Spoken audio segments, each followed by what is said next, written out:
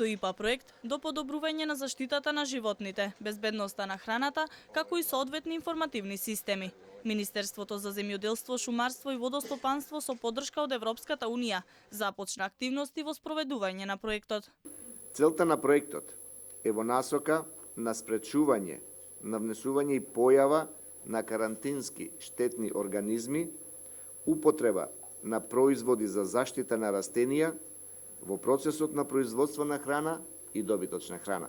ЕУ додели над 1,6 милиони евра за овој проект, кој што е дел од нашите напори да го зајакнеме земјоделскиот и фитосанитарниот сектор во земјата. Заштитата на